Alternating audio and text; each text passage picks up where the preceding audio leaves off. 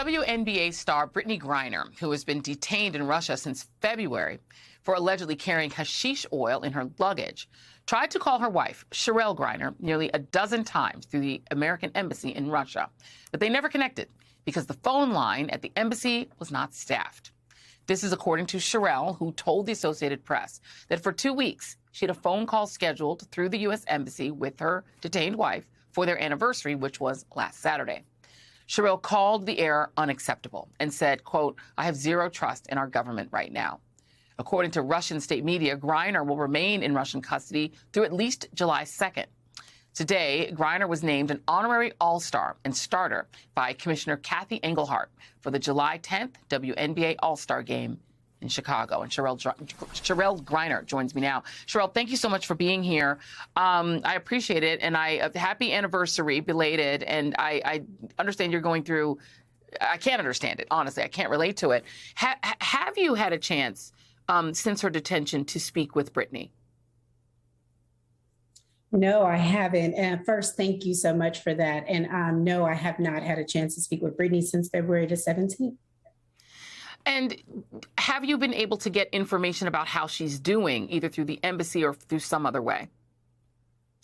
So the answer to that question is yes, but, I have to rely on just people that do not know Brittany at all. So I'm relying on, the embassy, when they were able to see her twice, tell me that she seemed well, all things considered. And her attorneys, will tell me their version of how they feel she's doing. But, I know my wife. And so, being able to actually hear her voice would have been that one moment where I could have actually known for myself how she's doing, because she could tell me she's fine, but I would know if she's not fine.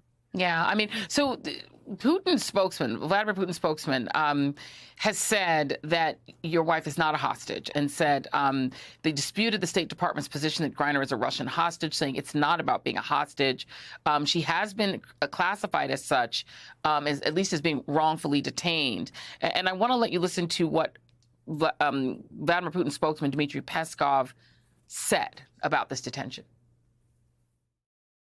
She was coming to take part in sport in Russia, effectively trying to build bridges through sport. It's a terrible message, isn't it, that she should be arrested? It is also a terrible message to bring some forbidden essences and materials to this country, and it is prosecuted by Russian laws.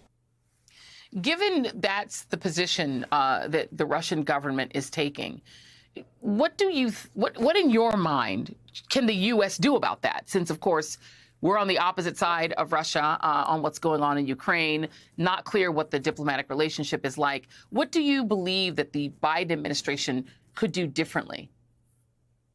So what I believe that the Biden administration can do differently is to actually, take the words and the rhetoric that they have and match them together. For example, an American that's deemed wrongfully detained, to my understanding from what the State Department is saying, America will negotiate their release. It's not a maybe, it's a will. They will negotiate for their release. And so right now, my wife has been wrongfully detained. So despite whatever the Russian authorities are saying, despite whatever, press conference they do to say anything about BG and the legal matter over there, America has already determined that she gets no justice in that system and that they will negotiate her release. And so my push is for the American administration right now, the Biden administration, to do exactly that, to make a deal for BG because she is wrongfully detained. Does she have an attorney in Russia who's dealing with, because they're saying it's a legal case, does she have an attorney in Russia, to your knowledge? Of course. I literally just graduated law school. So at the end of the day, whether my wife is in any country, this one or another one, and she's in a legal proceeding, we're going to make sure that she has an attorney, despite the fact that, she's in a position where there's a great chance that she probably will get no justice in it. We're still going to make sure that she has representation. There was a New York Times, there's now a campaign, really, that's being, built around getting your wife freed from where she is. Supporters calling on President Biden to indeed strike a deal for her. The campaign from dozens of organizations representing people of color, women, LGBTQ voters came out amid some frustration, I think, that people are feeling that they don't feel the case has been made prominent enough. Has the White House reached out to you?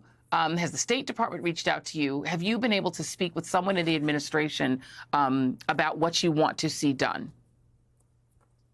So the answer to that question is kind of twofold. And so the White House has a lot of personnel working in there. And so I have been able to speak with Secretary Blinken inside of the White House. I have been able to speak with some persons from the SPEHA department. However, the person that has the power, the Biden administration itself, being President Biden, Vice President Harris, I have not spoken to them. I've asked, I've requested, and at this point, it almost feels like, they're indirectly telling me no. It almost feels like indirectly they told us as a family they will not meet with us, despite the fact that everybody is saying when I do speak to people, PG is the top priority. We know she's wrongfully detained. We're doing everything. But the people that have the highest power, no, they have not spoken to me and my family.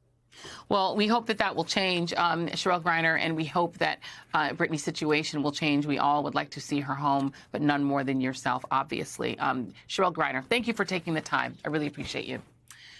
Thank you for having me. Of course.